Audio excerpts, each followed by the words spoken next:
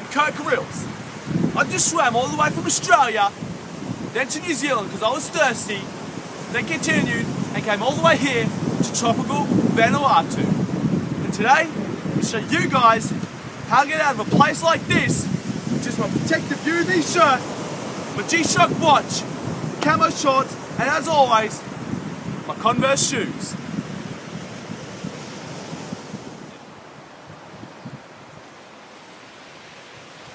Welcome back. Alright, so me and my cameraman have managed to find ourselves a steady track. We've come all the way up from the sharp hole that we just were at, because we do not want to find ourselves stuck there. Otherwise you could probably find yourself being history. We've all come all the way up here.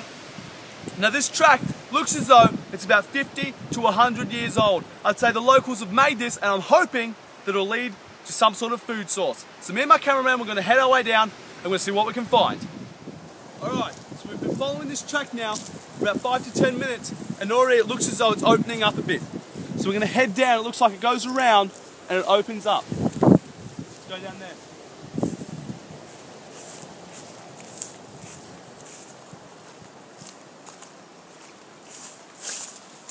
Another thing you always want to look for when you're stranded is shade. It's not a bad idea to always have a rest, especially in heat like this. Here in tropical Vanuatu, the heat can get up to sometimes 30 to 32 degrees, and that's on an average day, let alone a hot day in the middle of the summer, which it is right now. So sometimes it's not a bad idea to sit in the shade about 5 to 10 minutes, get your breath back, let it cool down so you can start thinking smoothly again. But we don't have time for that because I'm Kurt Grylls. Alright, so down here, it looks as though we've got what we call a blue wave water district. Alright? And that always seems to have nice little fishes, sometimes anchovies, sometimes we've got the Mexican walking fish, and they are great for nutrients and vital vitamins. Alright? So we're going to head down there, I'm going to see what I can catch.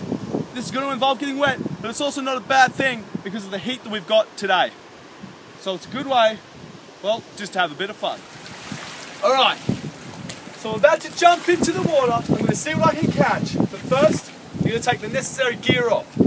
Today, I'm only going to be taking the UV shirt off because that's going to attract more sun once I put it back on and it's wet. I'm going to keep the singlet on and the shorts because they're going to be nice to cool me down. Sorry, ladies. Put this up here. Hopefully crabs don't take it. If they do, I'll kill them. There's actually a dead crab there, but you do not want to be eating dead crabs in a place like this. You may think, look, jackpot, dead crab, I don't have to work for it. You're going to eat it, and you're going to be pooing for the next 6 hours. In a place like that, do you really want to be pooing? No, you don't. Unless it's necessary. So I'm just going to go ahead and dive in.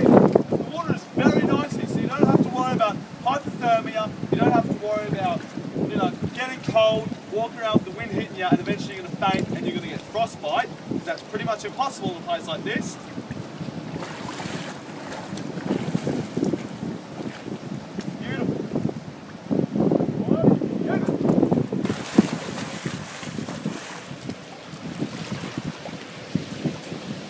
So now, I'm going to be trying to find some fish now that I'm in the water before the big waves really start to come and knock us about. It's nice and calm, so I'm going to be finding some fish while it's calm.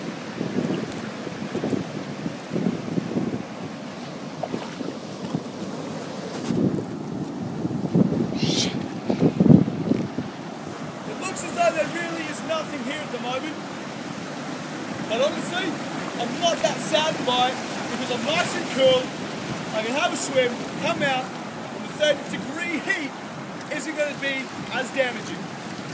198, 199, 1000. Welcome back. I've just gone for a swim in the salt water to try and find some fish food tonight. Sadly, we couldn't find anything.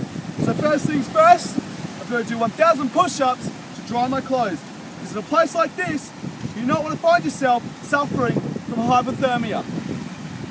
Second thing you've got to do is get that saltwater taste out of your mouth, because as we all know, that leads to dehydration. So what we want to be doing is trying to find some sort of anything that you can drink out of, because we're going to have to use the old urination trick. And that's Kurt Grylls' luck. Half a bottle, half a plastic bottle is all you need. Obviously washed up from a cruise ship or any type of size of human life that cut past here, washed up, and it's a godsend. In a time like this, we need this.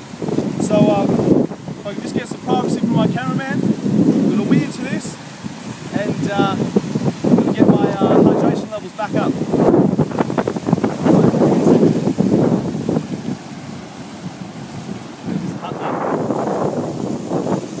Right, so I've just done the wee into the bottle, and now comes the not so fun part of drinking it. It may not taste the best, but it's going to get you home, because if without liquids, you're going to be history. It's one of those things that you just have to do it all at once.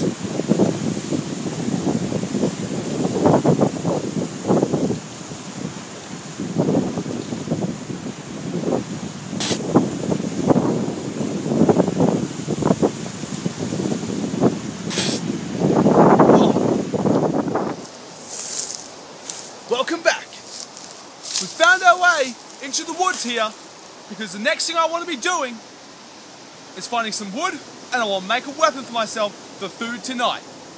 So the first sort of thing we need to look for is something that's going to make you a weapon. This is perfect. Just want to snap this off very quietly. Like that. And this is perfect. I can make a full bow and arrow out of this. It'll be perfect for getting fish, anything that's moving in front of me, and that's going to be dinner tonight. Alright, so I've managed to make this bow and arrow out of that perfect bit of wood. You'd be surprised the sort of things you can make from simple parts of wood, leaves, anything like that you can find in a rainforest just like this. So we're going to make our way back up this trail, and we're going to see if there's any land that we can start to build a shelter on. And on the way, if we run into anything, I've got the weapon that's necessary to kill and keep us safe. Let's go.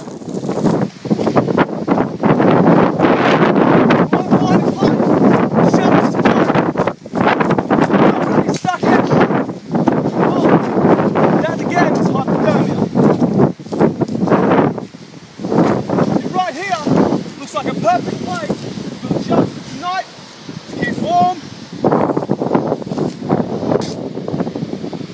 keep me and my cameraman safe from any of the wild creatures that might come out and attack.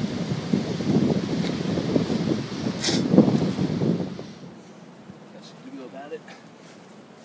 I've just planted a rose tree just in case we have any visitors, just so they know that there is human life at where we're living. So after 20 to 25 minutes, as you can see, I've made quite a nice little hut here. It should do just the job for me and my cameraman tonight. It should keep us safe from any animals. I've put up a reinforced fence here to stop the gorillas from getting straight in. The button there to open it, all we used there was some melted sand and some shells. We go down here, we've got more trees just to show that there is human life, so do not attack. I built a, you call it a little go-kart out of, well, don't really know what I made that out of. Some fish. I just mixed it together and, yeah, whipped it up. And, yeah, this is our house pretty much. Our hut, it's not much, I know, but, I mean, it's just for one night. So, it should do the job. I've got some maids as well that I found. Yeah, they were gorillas, but I sort of did a bit of work on them as well. So, yeah, this is a reinforced door, and nothing's getting through there. So, oh shit, I forgot my drink. But yeah, so that's pretty much it for the Vanuatu trip, because as you can see, we're safe now. In the morning, we can put an SOS up just from the house. I've got a phone in there that I made, I whipped together. Bit of sand, some grass, bit of tree. You know, you can make anything in a place like this work. I mean, I made this out of a palm frond. Who does that? Not even Chuck Norris.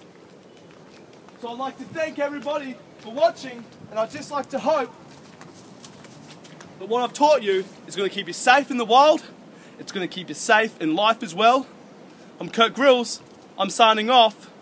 Till next time, it's just been me, my trusty cameraman, my UV shirt, my G-Shock watch, my camo shorts, and of course, my Converse shoes, and my urine.